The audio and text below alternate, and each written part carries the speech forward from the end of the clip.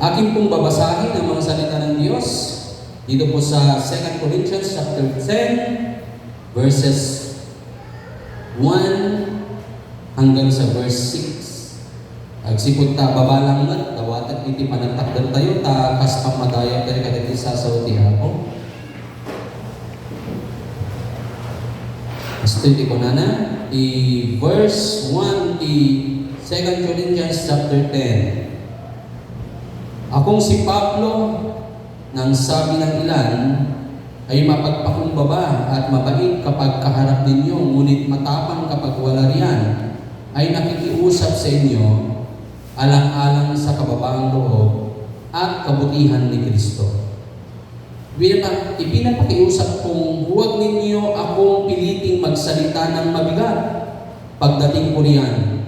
Dahil kaya kong gawin iyon sa mga nagsasabing kami namumuhay ayon sa pamamaraan ng mundong ito.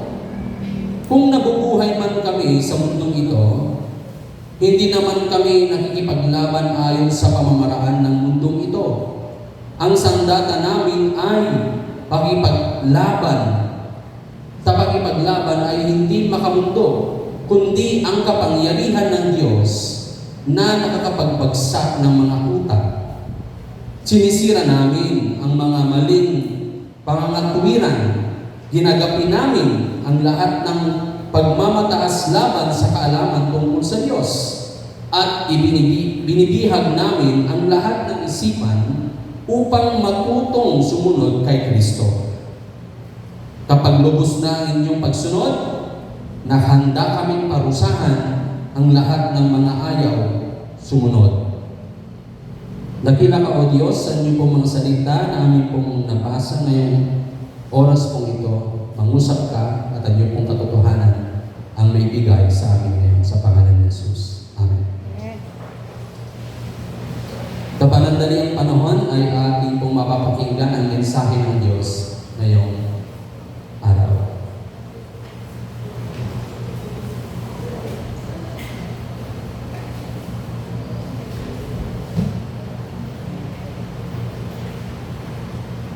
The title of God's message today is Taking Every Thought Captive to the Obedience of Christ. Sa Pilipino, pagbihag sa bawat kaisipan upang sumunod kay Kristo. Pagbihag sa bawat kaisipan upang sumunod kay Kristo. Ang mga talatang natin kung binasa kanina ay sulat ni Apostol Pablo na nakatuon o address to the Corinthian believers. Ang mga Corinthian believers ay samot-sari ang mga nandidiyan.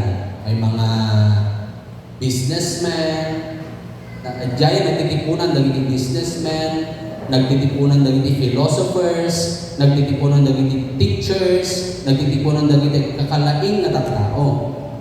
So, hindi na pa na Apostol Pablo jay talagang na-challenging mat jay ipapanday jay tapno iwaragawag natin yung pagladama kadagiti tattao sa jay nagsipod ta nagduduma ti audience na san lang magkat nga dagi jay mo natayong nga hantay kayo baga na nakunan na niya hindi ka kurang ipan nakamuda at tawag dagi jay nagdakkel nagado iti pan nakamuda. It's very challenging kini Apostol Pablo kadagiti kagisjay ng audiences. Naduma-duma nga ron iti level iti panakamuda kadagiti naduma-duma nga sursuro. So gapuna ni Apostol Pablo kay inkasabanat iti napudno ta iso nga ron dayto iti mandato ni Apo Dios kay kuana. Nunya iti pinapudno nga inawat na kini Apo Jesus. Iti suday jay iti niya apan na iwaragawag takon na ni Apostol Pablo nga I am not ashamed of the gospel of Christ, for this is the power of God unto salvation. Isutipan nakabalin ti Diyos. Hanga mabutay ko na sa Pablo iti gospel, the truth about Christ, may waragawag na, uray pa, hindi naman isong na iti Corinto. At dahil iti waragawag na may panggap, hindi Apo Jesus. Because this is the power of God unto salvation. And this is the power of God unto freedom. Dahil halanga iti panakabalin ni halanga dahito iti panakabalin ni Dios iti panakaisalakan o dahil iti panakabalin ni Dios tapno mawaya-wayaan iti tao. It is the truth about the gospel and the word of our Lord Jesus Christ. So ngayon iti awan iso nito niya po sa Pablo nanggagan na iti damag may panggap kadaging itang tao ito Niya daging damag siyempre, dito yung lugar kat na nuwan, iti philosophers, nagkakalaing na tattao. Hingga na nga dadya kinalaing dapat din nga ikat iso iti nangriro. Iti dadya pudno nga sursuro may panggap kina po Jesus kaya nasakuan nalauhan kadagiti saan nga tumutok, saan nga umiso. Nga sursuro may panggap kini Apo Jesus ken may panggap iti panagkristiyano ken panagsurot kini Apo Dios. Isug ka po nang adda iti ring-ringgor during that time. Adda iti factions, adda iti divisions because siya kunana kini Apollo sa siya ni Pablo ang Pedro ni Pablo. Siya kini Jesucristo. So adda iti faction, adda iti division nagsibot ta iti nagraira, iti dayjay mundaway ket philosophy. Laing itao iti inusar dagiti manusuro iti dayjay mundaway tapno sa jay dayjay kinapod no ngay ket namarisan when kana sa wen ket it was polluted. Winusahan nalaokan kadagiti sanmet nga pasig a kinapudno kakabsat.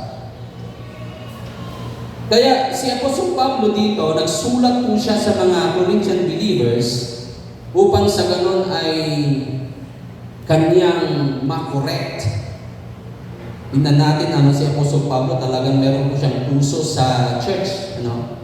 He corrected the wrongdoings of the Corinthian believers. Kaya, ipinasa tayo mag-upsan, at dati kaya't ko nga duwa, wala na puntos na kaya't ko nga ibagakata kayo. Ngayon nga obserbaran, kaya naadal, may panggap ka doon ito yung versikulo. Iti muna nito yung kakabsat, kaya't dayay depensa ni Apostol Pablo, iti panagministeri, iti ministeryo na kas may isang apostol. Kas may isang pastor, kung natin malanganan. Paul's defense of his ministry as an apostle. If we are going to observe the writing of Apostle Paul dito sa verse 1, ipagbaga na siya ni Apostol Pablo kung ano dito dagiti duduma gamin, ipagbaga nga kastoy, mapagpakumbaba ka lang at mabait kapag kaharap ninyo kami. Ngunit matapang ka kapag wala riyan. Kinukat ko na ginawa ko siyang second person. Okay? Kasi first person to kasi. Pero ginawa ko na lang second person. May nasasabing mga taga-Korinto na kunada, nagpakumbaba ka lang naman, mabait ka lang naman kung harap mo kami. Pero kung wala ka, parang wala na yung tapang mo. Kung matapang ka lang kung nandyan ka. So ganun yung kanilang tingin sa reputasyon ni Apostol Pablo. In other words, sinasabi ng mga Corinthian believers sa kanya, di naman siguro lahat, kundi mga piling-piling mga Corinthian believers na merong pagtuligsa o hindi pagsunod sa mga turo o katuruan ni Apostol Pablo. Sabi po nila, o ito yung kanilang sinasabi, na siya ay isang balimbing, mapagpanggap, o duwa. Kasi lang dito, hanla ka sa kasjay, ipagbaga na talaga. Dagito yung Corinthian believers. Si Apostol Pablo, kasi lang siya, mapantay mo if you're going to give dialogue. So lang dagito yung Corinthian believers. Si Apostol Pablo, natuloy ka, bait-baitan ka lang dagkat. Nagdaka ka kami. Nung nawan ka, taka lang nagbalin nga na matapang. So kasi di pagpagatan niyan, isang balimbing, mapagpanggap at duwag na isang apostol. At ano ang mga katangian ng isang balimbing, mapagpanggap o duwag na apostol? Dito, isang tao, amin to say, mabait sa harapan at matapang sa likuran. Lang ay no dati sang wana ang anghel di ko pa na. Okay? Niminto na wanan, awan isunan ni Jaya ti kasang na balinin ni naturad ng sao. Nimno kasang na hindi may isang tao kahit saan naturad kagsipot men pleaser na rod. Kas Jaya di magbagada kontra ini Apostol Pablo. Isong po na ni Apostol Pablo ngayon nagsurat. He defended himself. So nga, napintas mo't kakapsat nga iti mang depensa. Saan nga dakis iti mang depensa? Amen? Han nga dakis iti mang depensa, dadya, magpag-imbas sa laki, di nga din panang depensa nga agad. Madamdama, saritaot mo kasapno iti panang depensa na. Makita tayo kakapsat. Yung kasapno iti panang depensa ni Apostol Pablo iti pagpagina. Okay? Han nga dakis iti mang depensa, hindi magbagi. Kasi tinarami niya po sa Pablo. Madamdama makita tayo ng apay. Ngan nga dakes. Saan nga dakes hindi mang depensa di magbagi. Tani, pagbagalagin niya po sa Pablo, ay isunakad may isang takrot, may isang natimbaglaan, mabait lamang sa harapan. Pero kung wala na, ang mga audience niya ay nagiging matapang. At hindi lamang po mabait sa harapan, matapang sa likuran, kundi walang katotohanan. Kasi pa hindi pa nagkita daki niya po sa Pablo. Nga once upon a time, dinindangin da isuna. Ngimidin awan isuna dyan, no? At ba't siya hindi magbagana? Kasi dyan yung reputasyon na panangkita dagiti Corinthian believers na mangilan-ilan kay Apostol Pablo. They listen to him when they are around, pero when he is already not around, sabi nila, hindi totoo ang kanyang sinasabi. And that is why Apostle Paul, in his defense, wrote this letter addressed to the Corinthian believers. Para sa ganun ay magresponde sa mga sagutin ang mga paratang sa kanya bilang apostol. Now,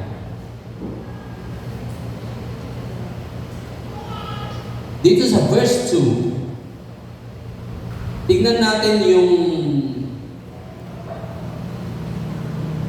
character ni Apostol Pablo on how to respond.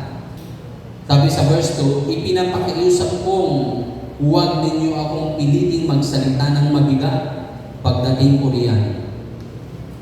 Gamit kayak mat naramidan ko na dahil kaya kong gawin iyon sa mga nagsasabing kami namumuhay ayon sa pamamaraan ng mundong ito.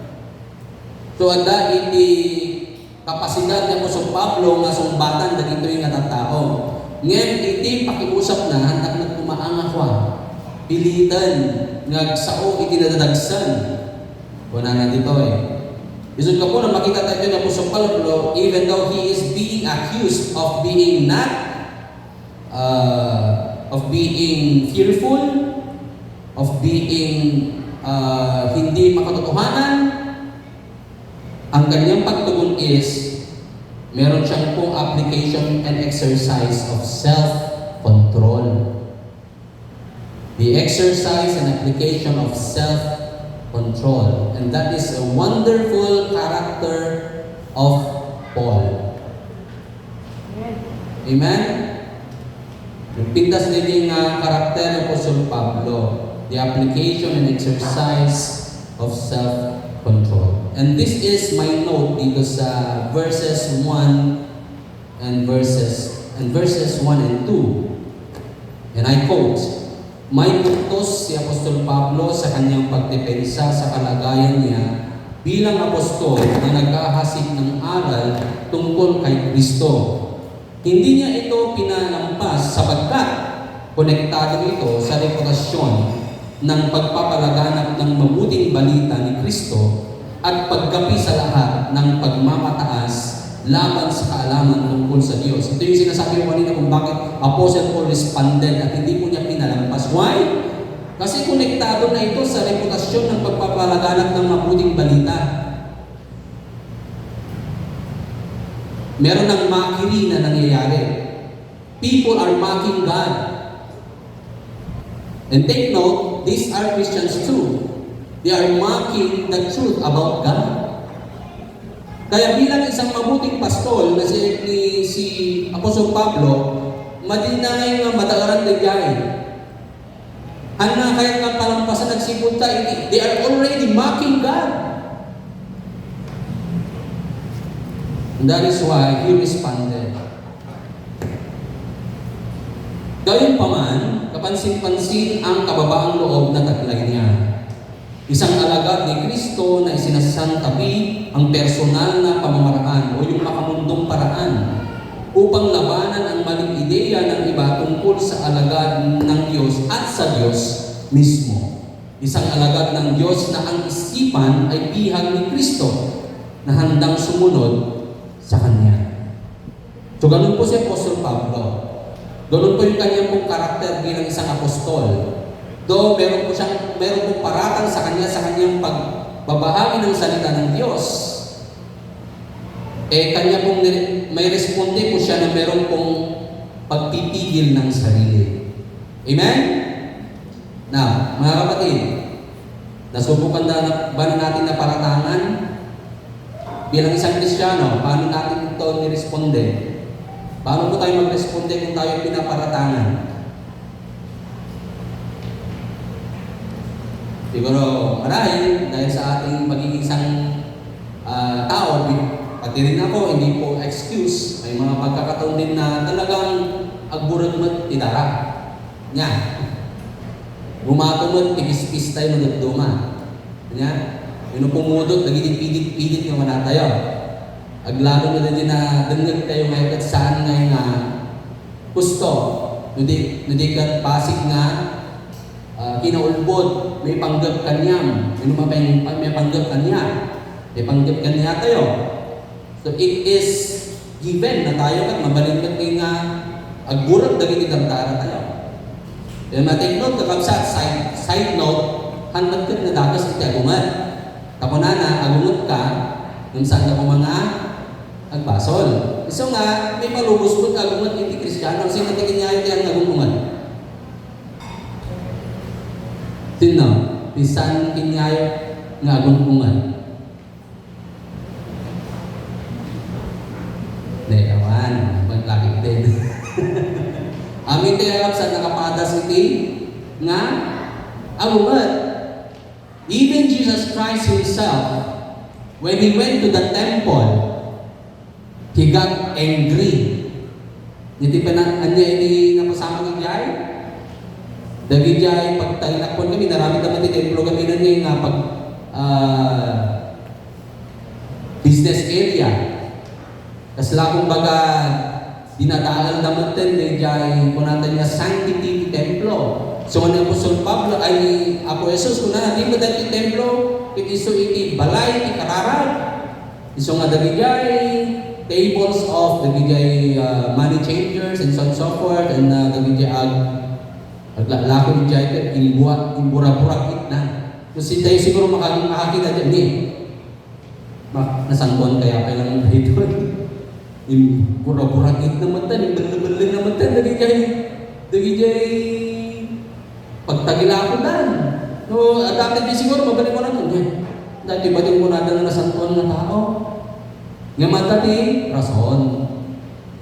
Because they are already mocking the place of worship ng Diyos. Kasto iti inarami ni Apostol Pablo. Gamit at stake gaminan kakapsat, dayjay, may panggap, kini ako Diyos. Sud ka po na uray pwede sa salmo ada di makon ko nga imprecatory prayer. Ani ati imprecatory prayer. At imprecatory prayer, kararan na dahil po mga tao ka madidigra.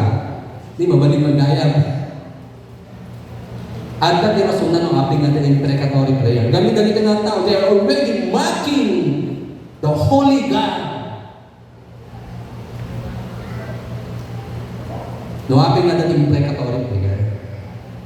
Gamin, they are already, usalit na din ating balikas, binabastos na po nila ang Diyos. Nagsalit na kapsat, binabastos na nila kasi ang Diyos. Kaya ang madaalan niya po, Pablo dito na dagiti Corinthian believers ay ganun na ang kanilang pagtingin sa Diyos. And that is why, ganun na lamang ang kanyang pagresponde. So nga may kalintagang kakapsat, saan lang nga dagiti padat nga na papastol dito uray pa kinyata yung nga namati kakapsat, no iti pagtutungtungan ng ngayon mabastos mo ti Diyos. At tayo nga mga defend. I-defend sa tayo, ti Diyos tayo. Though He can defend Himself, but we are His children here on earth. At dyan makunto na ngayon defending the faith. What is that? Apologetics. Apologetics. Yeah. Apologetics. Defending your faith.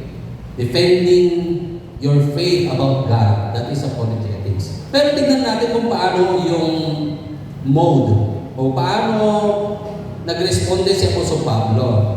Napanbay dyan, nangalang ticket na. Adan sa kanya bilang buwan ito napan ka din, nag-aral ticket na, nagsakay ng barko, nagpagtag na, paparta, mga alam mo, special na ticket na mapanijay na lugar. Paano ko man kadalipin na, tao nga, dili bagbagada po niya ako Diyos. Dili bagbagada kanya. Kasi kadi, kitang tayo kakapsat. Ano kasapno nga niresponduan, nagresponde ni Apostol Pablo. And so the next point is Paul's holy righteous response to those who are against the truth of God. Ang banal at matuwid na tugon ni Pablo sa mga sumasalungat sa katotohanan ng Diyos. At ito yung aking pong naobserba sa mga talatang ito. Particularly sa verse 3 at saka verse 4a. At may katanungan dito. Unang katanungan ay, ano ang sandata ni Pablo sa pagresponde sa mga taong ito? Ano ang sandata ni Pablo? Napakaliwanag ang kanyang sinabi sa verse 3. Kung nabubuhay man kami sa mundong ito, hindi naman kami nakipaglaban ayon sa pamamaraan ng mundong ito. No makisubang isuna, saan nga babaan iti pamamaraan ng mundong ito. Anya kami naging pamamaraan ng mundong ito. Siyempre, hindi yung dami kami sa naging philosophers, pipinangan ko ang dalilaing. Yung gana nga ito, pipinalang ang dalilaing, saan na nila sa own, hindi ka mapanpayon iti physical. Mapanpayon ka iti dangerous scheme nga mabalinda ka ngayon na ipadiliw na dagiti turayen na kasi naramid dagiti Apo Jesus, di man? Nga dagiti ay Fariseo, dagiti priest, na nagaramid dagiti scheme. Tapno ni Apo Jesus gan, mahuli po siya. Dahil, ano ang kanyang crime sa kanila? Ang crime naman lang ng Panginoon sa Kristo is, sa kanila is, nagsasabi po siya ng katotohanan. That is his crime. Sa kanila, krimen yun. Kasi, isutan iti madali kami kagabsat. What is the weapon of Apostle Paul on responding this issue? Sabi niya, una dito is, hindi sa pamamaraan ng mundo. At pangalawa, kundi sa pamamagitan ng kapangyarihan ng Diyos. Amen? At ang tanong, ano nga ba ang kapangyarihan ng Diyos? Siyempre kung ating pong tatalakayin at titignan, obserbahan ang ating pong binasa kanina, ang katotohanan, ang kapangyarihan ng Diyos. It is the truth. The power of God is His truth itself. Ang kapangyarihan ng Diyos ay ang katotohanan. Amen? Naniniwala po ba tayo na ang katotohanan ay ang ang kapangyarihan ng Diyos ay ang katotohanan? Anong katotohanan ito? Ang katotohanan ng Kanyang mga salita. Ito ang kapangyarihan. Kaya ang responde ni Apostol Pablo dito, ang ginamit po niya ay ang kapangyarihan ng Diyos sa pamamagitan ng Kanyang mga salita. Hindi po niya ginamit ang kanyang pong sariling ideya o personal na pamamaraan. Kasi ang makamundo, magagamit yung personal na pamamaraan o personal na ideya. Pero ang kanyang pong pagtugon at ginamit po niya ay ang katotohanan o ang mga salita ng Diyos. Kung ating pong obserbahan, whenever Paul go, kung saan man siya pupunta, kung saan man pupunta si Apostol Pablo, dala-dala po niya ang katotohanan. At sino yon? Sino pong katotohanan na yon? It's Jesus. Sabihin po nga natin, Jesus. Mas malakas. Jesus. Mas malakas pa. Jesus. Yes. Yun po ang dala-dala ng ating Panginoon Jesucristo ni Apostol Pablo wherever he goes. Because Apostle Paul accepted that Jesus Christ is the truth. That people will be free from Him. Natitawag sa langit, na iso na lang hindi makapag-ibigay sa kanila sa atin ng kalayaan. It is the truth. Kapangyarihan ng ating Panginoong Diyos. So yun ang ginamit ako sa Pablo. Ito ang kanya pong sandata. Kaya mga kapatid, meron po tayong malakas sa sandata. Amen? Sabi po sa inyong katabi, may malakas kang sandata. May malakas kang sandata. At ano yon? Ang katotohanan ng Diyos. Hallelujah. Yun po ang ating pong malakas sa sandata. Bakit? Kasi itong kapangyarihan ng Diyos, wala na pong pwedeng makagabi. Yun ang rason kung bakit ito ay malakas sa sandata. Awanin iti mabalin nga makaabak dahil ito yung panakabalin ti Diyos nga iso iti ka kinapudno. Takunan na nga uray no magunawan ti mundo. Dito ko naman dyan. Uray no matunaw na ang mundo. Ano sabi niya doon sa Revelation? My truth, my word will continue, will prevail. Amen. Uray no maura man dahil inubong ko na dahil inapundno ti sasaw ti Apo haan nga madadaan. Haan nagpatingga. So nagpintas ka kapsat, nga iso iti pangitaklinan tayo, kadag ibibiyag tayo. So that's the first question. Ano ang sandata ni Pablo? At ang pangalawang katanungan, paano tumugon si Pablo? Ngayon, meron po na po siyang sandata. Meron po siyang ginamit. Ngayon, ang tanong is, paano nga ba siya tumugon? Verse 4b. Sinisira namin ang mga maling pangatwiran. Verse 5. Ginagapi namin ang lahat ng pagmamatas laban sa kaalaman ng tungkol sa Diyos. At pangatlo, at binibiyag namin ang lahat ng isipan upang matutong sumunod kay Kristo. Una, sinisira namin ang mga maling pangatwiran. Philosophy of the world. He uses the word, the truth, about God. Ipilosopiya namin ti mundo, nalain ti lubong. Nalain ti lubong. Kaya I no longer wonder why Jesus Christ, when He selected the few disciples, sino po yung kanya pong mga sinilect? Fishermen, tax collector. Ano yung common na buhay nila? They are sinners.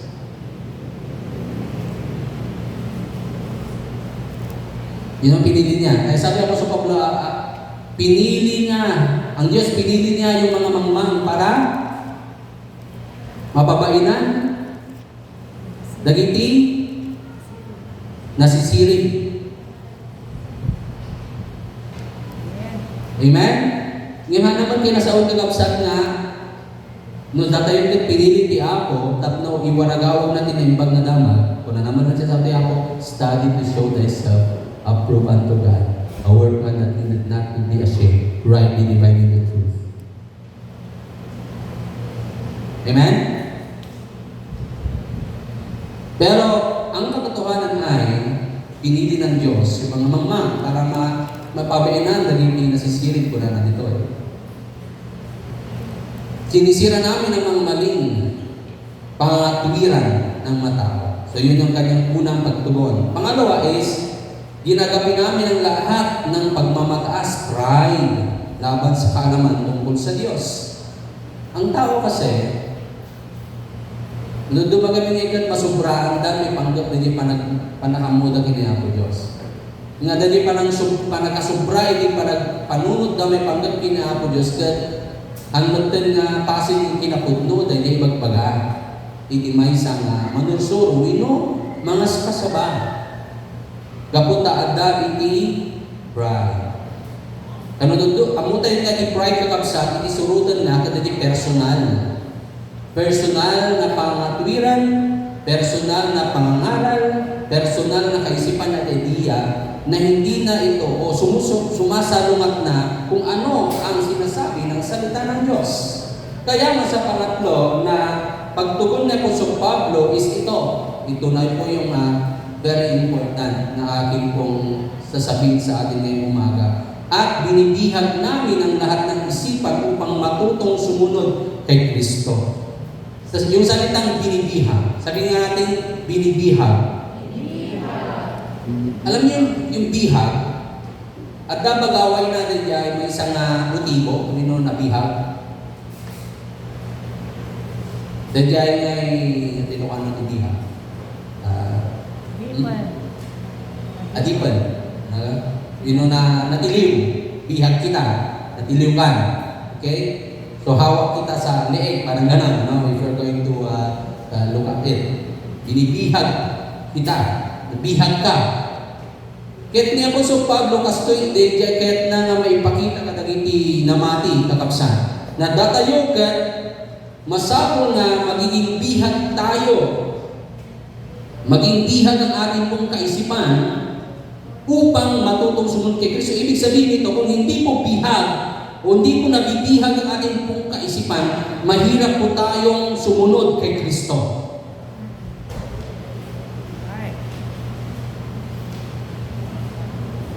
Nuhaan na sumursurot, be ye transformed by the renewing of your mind.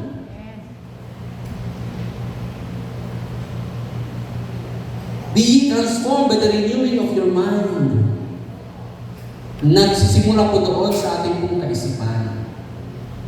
Kung minsan marami po tayong mga iniisip na hindi po tumatama o tumutumiligsa naman po sa kasulatan o sa karunungan ng salita ng Diyos. Kaya nga sabi ko kanina, si Apostol Pablo, seryoso siya sa pag-responde dito. Seryoso siya.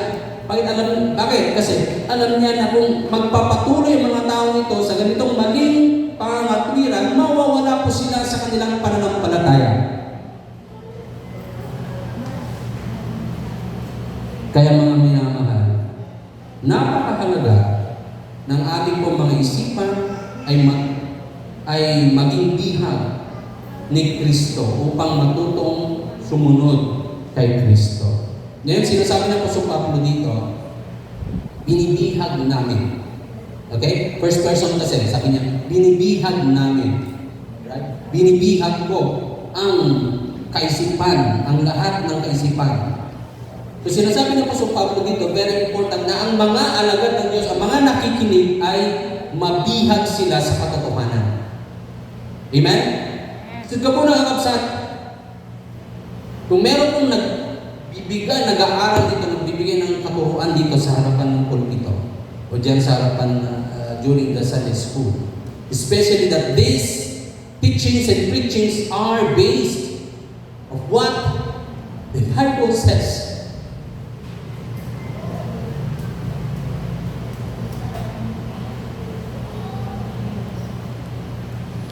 Learn to obey. Learn to obey.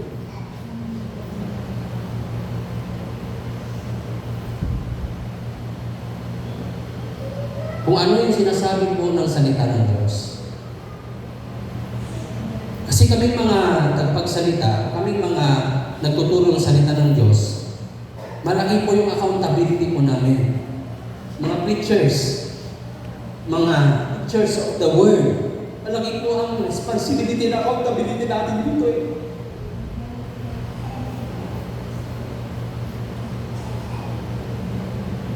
Dagdag ko din bayaran, dagdag ko din kung sumbatan tayo.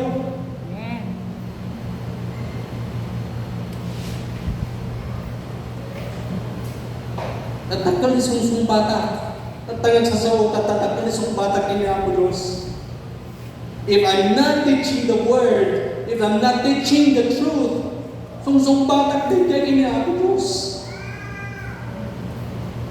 If I'm not preaching Christ more than of anything else, sumbatan din kanya mo, Diyos. Diyan ko muna kakabsat, whenever you listen to the teachings of the Lord. Sabi niya dito, magpabihag naman tayo. Amen? Maging bihag nawa ang ating pong mga kaisipan. Bakit? Kasi ang ating pong isipan ay marami po siyang nalalaman na kung minsan ito ay hindi naman ito tungkol sa Diyos.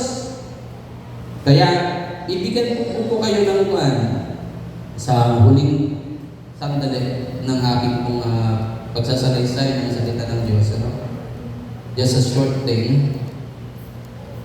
Paano po ma-capture ang ating pong thoughts? Na, katanong nyo na ba ba yan? Kasapno ang baling adipon iti panunod ko.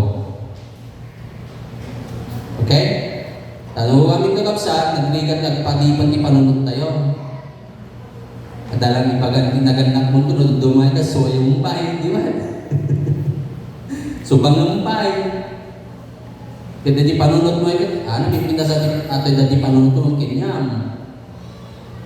And sad to say, sometimes, even the preachings or preachers, dumay ka, adupay ate ambog ng kanya, sumahan ka na dapat siya.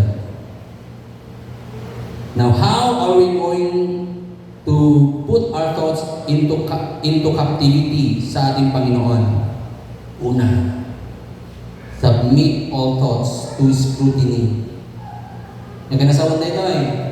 Submitar mo ang aming panunod mo, itinayjay habang agdagdagdag ka, winusaan habang basbasa ka ni Saso ti Apo, di panunod mo man, kumbaga dati Saso ti Apo kadagiti preachings, iso ti usaran ti Apo tapno, udno ba tatta di panpanutan? Gusto ba tatta di wagas panagbiyak mo? Ada dali question mo nga siya. Saan nga? Oh, para kanya na dyan. Para kanya na dyan. Very good. Ngayon, para kanya dyan. Thank you, Lord. At yaman nag-apo tayo sa po. Tatangal daw, tapno, mabagbagaan na. Tapno tayo ito yung mading araramida, kaya mabalbaliwan na hindi tayo. Thank you, Lord, tayo sa mo ni Pastor Jimmy, Pastor Bill. Kaya aming napapasok dito ay yung dagiti aming nagsasao, isang wanan. Pastor Felipe, nagyaman na ako. Tayo sa mo dagiti nga kakapsa. Tapno, mabagbagaan na. anak, babaan, kadaging isa sa kong hapon.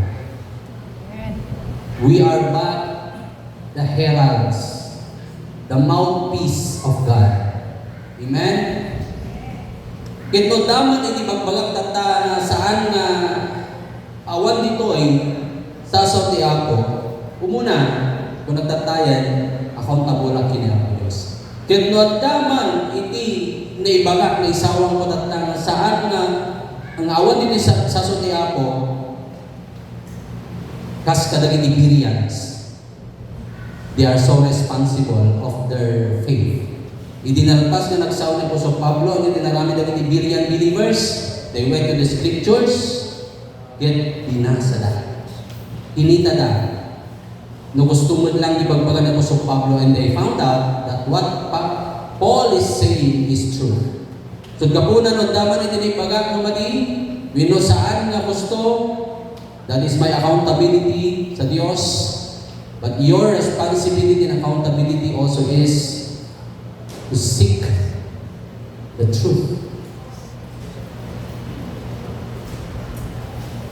Seek the truth. And the truth will set you free.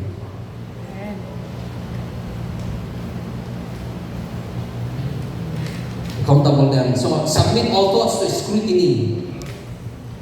Kumbaga, agad mahon ko ng examination na kakapsan. Ipa-examine tayo, hindi panunod tayo ni Apo Diyos. Amen? Ipa-examine tayo, abay. Gamin, He is the examining, He is the examiner and we are the examining. Gusto natin ma-examine. Kaya ni Apo Diyos, hindi mag-examine niya tayo, honest, gusto nang ma-examine. Nung dumasi tayo, nung self-evaluation tayo nung duma, kat agda, hindi dishonesty na. Di ba? Ada dishonesty na natin madali pa nag-evaluate tayo, self-evaluation. But when God, who is the examiner, examines your thoughts, no kaya tayo kakapsat nga agsaklitar, agbalin nga dipan, dahil panunod tayo ni Apo Diyos, nakasagana tayo mga madilaw. Amen?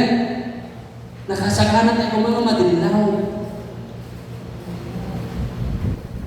So, nung madindilaw tayo man tata, kunang ako, yaman na. Nadindilawin na tata.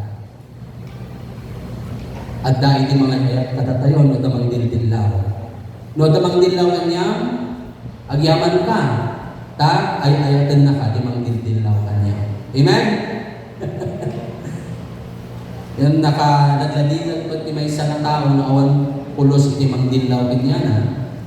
Aglalon mo tayo aramidan ng sumyasin ti pagalitan ti Diyos, o man lang yung langan ng mang dilaw.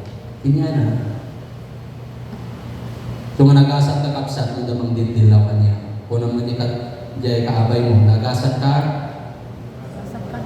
tabda, mang dilaw kanya. Pasaron mo ang kastoy. Kapsat, dilawan na man. Nada makita nga mading arami ko dilawan na. Kami dahil responsibility iti na mati. Amen? That is our responsibility and accountability to our brothers and sisters in the Lord. Nga, those who loves rebukes, open rebuke is better than secret love. Then pangalawa, lastly, submit all thoughts to scrutiny, and then ask the Holy Spirit to work. Well, nakita ng narudan na kasitiramin ko na, nabasa mo sa Saudi Apo. Nanggag mo ni Pastor Jimmy niya nagsaon dito, isang manan, kung hindi ay kinapudno ni kasabanan, kung hindi nga natamaan ka, anay ko. Po siya, and then you ask the Holy Spirit, Lord, Holy Spirit, please work. I cannot do this by my own. I cannot change my life by my own. Please, Lord, Holy Spirit, please work. Amen? Praise the Lord. So mga kapatid, mahal tayo ng Panginoon ngayong umaga nito. These are the words of the Lord. Not my word, but the word of God. Na kahit nakikita tayo kapsat, nagpaadipan, ipaidipan tayo, naging panunod tayo, tapno, matuto tayong sumunod kay Kristo. Kung gusto po natin sundin ang Panginoong Yesus, kailangan po natin mabihag ang ating pong mga kaisipan. Kanino? Kay Pastor Jimmy? Kay Pastor Bill? Madam Alona? Kay Pastor Flores? Mrs. Flores? Ako? Yung mga nasasalita? Sino mabibihag sa inyo? Sino? Yesus Kristo. Sa katotohanan ni Yesus Kristo. Amen. Puri ng Panginoon. Naway tayo pinagpala ngayong umagang ito sa kanyang pong mga salita. Ating pong pagpatuloy na puri ng Panginoon sa pamamagitan po ng pagtanggap po natin sa holy na banal